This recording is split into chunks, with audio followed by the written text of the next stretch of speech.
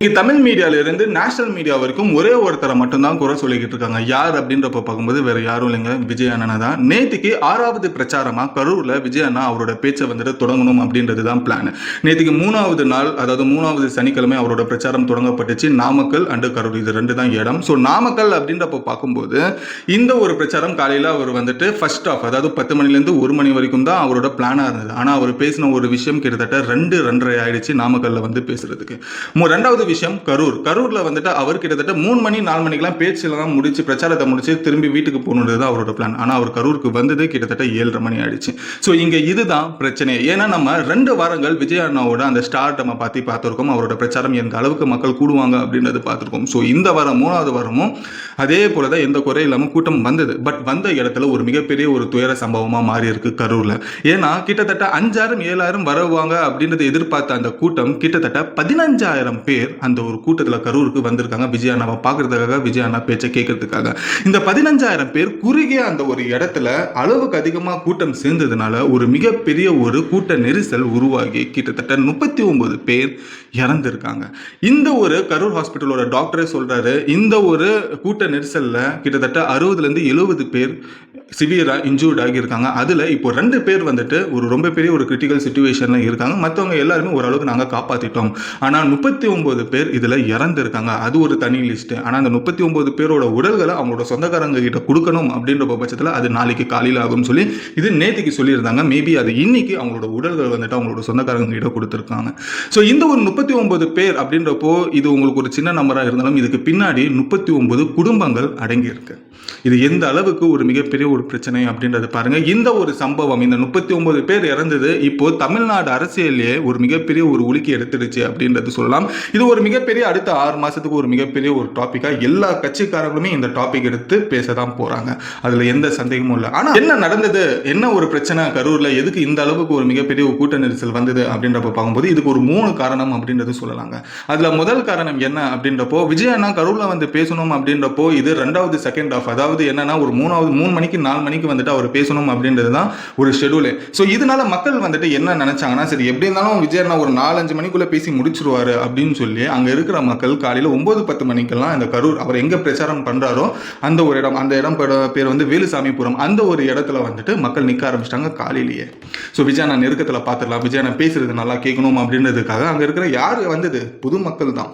லேடிஸா இருக்கட்டும், அவங்களோட குழந்தைகளா இருக்கட்டும், பெரியவங்கலேருந்து சின்னவங்க வரைக்கும் யங்ஸ்டர்ஸ்ல இருந்து எல்லாருமே வர ஆரம்பிச்சிட்டாங்க காலையில இருந்து. ஸோ அவங்க வந்த காலையில இருந்து விஜய் அண்ணா அப்போ வருவார் இப்போ வருவார் அப்படின்றத பார்த்து கிட்டத்தட்ட 7:30 மணி ஆயிடுச்சு.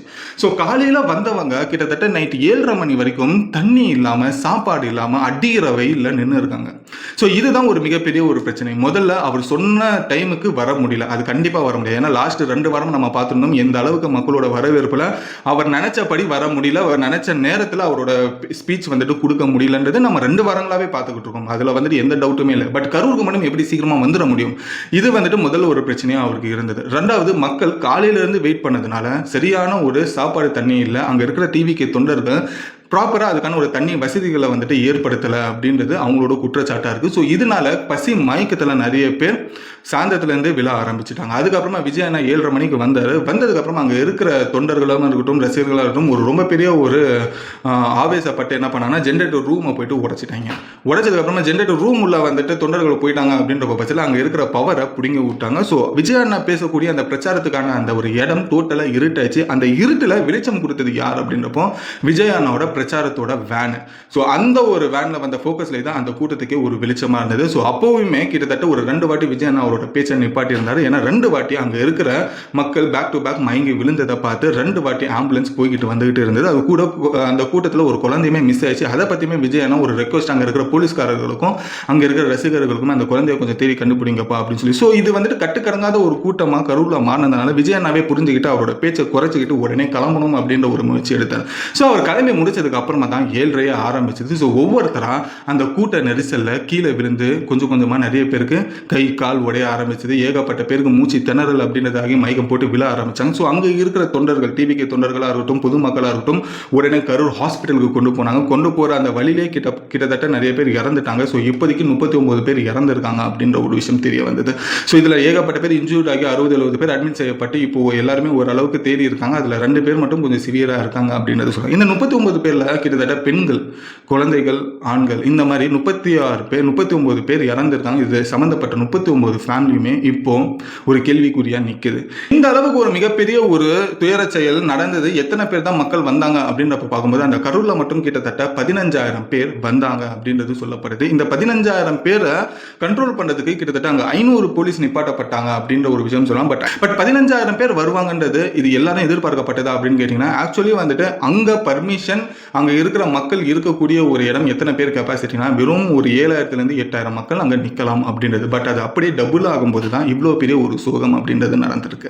இந்த ஒரு மிகப்பெரிய ஒரு துயரம் நடந்து முடிஞ்சிருச்சு. இப்போ அடுத்தது என்ன நடந்திருக்கு நேத்துல இருந்து அப்படின்றப்ப பார்க்கும்போது விஜய் அண்ணா அவரோட பிரச்சாரத்தை முடிச்சுட்டு அவர் கிளம்பி சென்னைக்கு போயிட்டார். பட் சென்னையில இருந்து நம்மளோட முதலமைச்சர் இந்த ஒரு விஷயம் தெரிஞ்சு கரூர்ல இருக்கிற இந்த கவர்மெண்ட் ஹாஸ்பிட்டல் எங்க அட்மிட் செய்யப்பட்டாங்களோ அவங்கள வந்துட்டு பார்த்துருக்காங்க. பார்த்ததுக்கு அப்புறமா இறந்தவங்களுக்கு 10 லட்சம் ரூபாய் அப்படின்றது காம்பன்சேஷன் கொடுத்துருக்காங்க.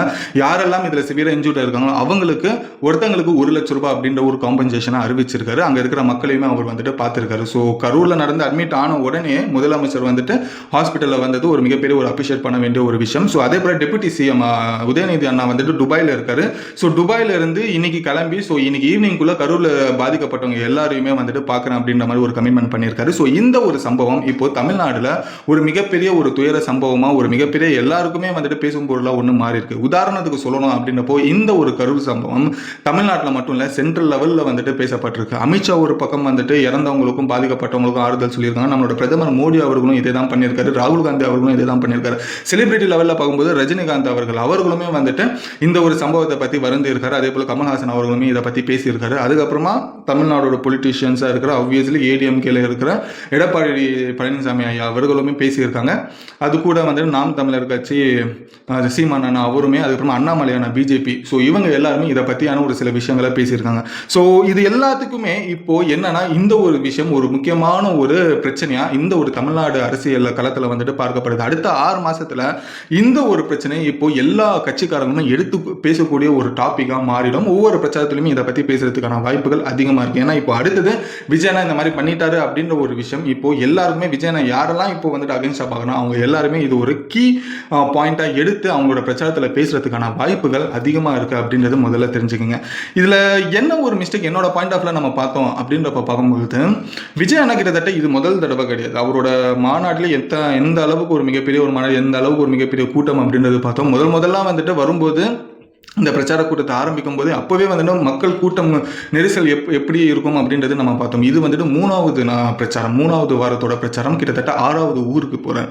ஸோ இந்த மாதிரி இருக்கிற பட்சத்தில் ஒவ்வொரு வாட்டியுமே பிரச்சாரம் பண்ணும்போது அதுக்கான ஒரு இடத்தை தேர்வு செஞ்சு பர்மிஷன் வாங்குவாங்க போலீஸ்காரங்க கிட்ட இருந்து, டிவி நிர்வாகிகள். பட் அப்படி இருக்கிற நேரத்தில் எதுக்காக போலீஸும் சரி இல்லை போலீஸுக்கு ஆர்டர் போடுற இப்போ இருக்கிற கரண்ட் கவர்மெண்ட்டும் சரி இவங்க எல்லாருமே வந்துட்டு எதுக்காக குறுகலாக இருக்கிற ஒரு இடத்த கொடுக்குறாங்க? ஒன்று நீட்டாக இருக்கும் விஜயண்ணா பேசுகிற இடம், இதுல இருந்து இது வரைக்கும் நீட்டாக ஒரு இடம் இருக்கும், ரொம்ப குறுகலாக இருக்கும். இல்லைன்னா ஒரு 4 பக்கம் போகிற ஒரு ஜங்ஷனாக இருக்கும். இல்லையா ஒரு முட்டில் இருக்கிற மாதிரி ஒரு சில விஷயங்கள் வந்துட்டு தெருக்கலாக இருக்கிற மாதிரி இருக்கும். ஸோ இந்த மாதிரி ஒரு இடங்கள் இருக்கும்போது விஜயண்ணா பார்க்க வரும்போது வெறும் 1000-2000 பேர் வரல, கிட்டத்தட்ட 10,000 பேர் வருவாங்க. அந்த ஒரு 10,000 பேர் இந்த குறுகலான ஒரு இடத்துல நிப்பாட்டும் போது இந்த மாதிரி ஒரு சம்பவம் ஆகிறதுக்கான ஒரு காரணம் அதிகமாக இருக்கு, வாய்ப்புகள் அதிகமாக இருக்கு.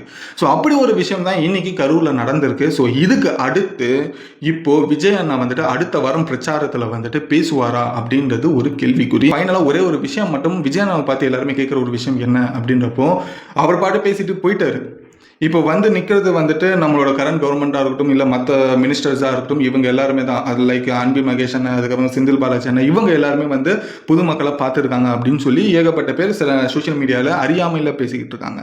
இப்போ ஒரு பிரச்சனை என்ன அப்படின்றப்போ இப்போ கரூரில் பாதிக்கப்பட்டவங்களோ இறந்தவங்களோ போய் பார்க்கணும் அப்படின்றப்போ விஜயனை திரும்பியும் அந்த ஹாஸ்பிட்டலுக்கு வந்தாருன்னா இதை விடவே நிலைமை மோசமாக மாறும்.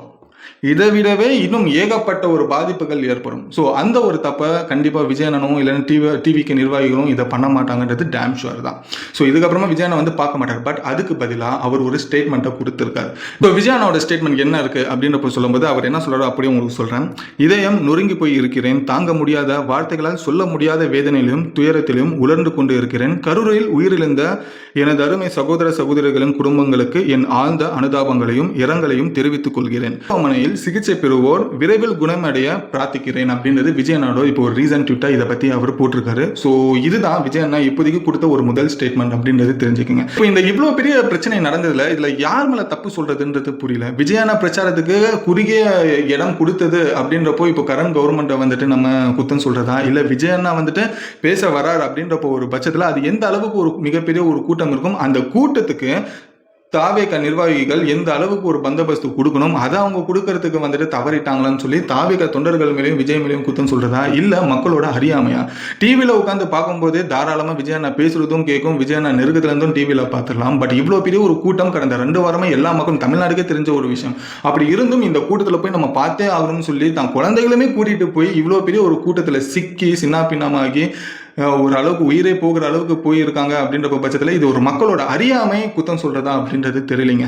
ஆனால் இது நடந்துருச்சு. அடுத்த வாரம் பிரச்சாரம் ராணிப்பேட்டையிலையும் வேலூர்லையும் விஜய் அண்ணா பேசினார்னா இதை பற்றியான விஷயம் கண்டிப்பாக அவர் பேசுவார், அதில் எந்த சந்தேகமும் இல்லை. பட் அவர் பேசுறதுக்கான ஒரு பர்மிஷன் இப்போ இருக்கிற கவர்மெண்ட் கொடுக்குமான்றது ஒரு கேள்வி குறித்து நம்ம வெயிட் பண்ணி தான் பார்க்கணும். ஸோ யாரோட தப்பு இருக்குன்றது உங்களோட கருத்து என்ன அப்படின்றதையும் நீங்கள் கமெண்ட்ல சொல்லுங்க, நானும் படித்து தெரிஞ்சுக்கிறேன். இந்த ஒரு இன்ஃபர்மேஷன் யூஸ்ஃபுல்லாக இருந்ததுன்னா லைக் பண்ணிக்கோங்க. இன்னும் நம்ம சேனல் சப்ஸ்கிரைப் பண்ணா உடனே சப்ஸ்கிரைப் பண்ணிக்கோங்க. அப்போ தான் வாரம் விஜய் அண்ணா என்ன பேசுறாரு அப்படின்ற ஒரு பட்சத்தில் உங்ககிட்ட கொண்டு வந்து ஈஸியாக சேர்க்க முடியும் என்னால். ஸோ அதுக்கு உங்களோட சப்போர்ட்டை சப்ஸ்கிரைப் அப்படின்ற ஒரு விஷயத்தில் காமிச்சிக்கோங்க. இதோட இந்த வீடியோ முடிச்சுட்டு நாளைக்கு ஒரு சூப்பரான வீடியோவில் உங்களை வந்து நான் பார்க்குறேன். Until then bye bye AB.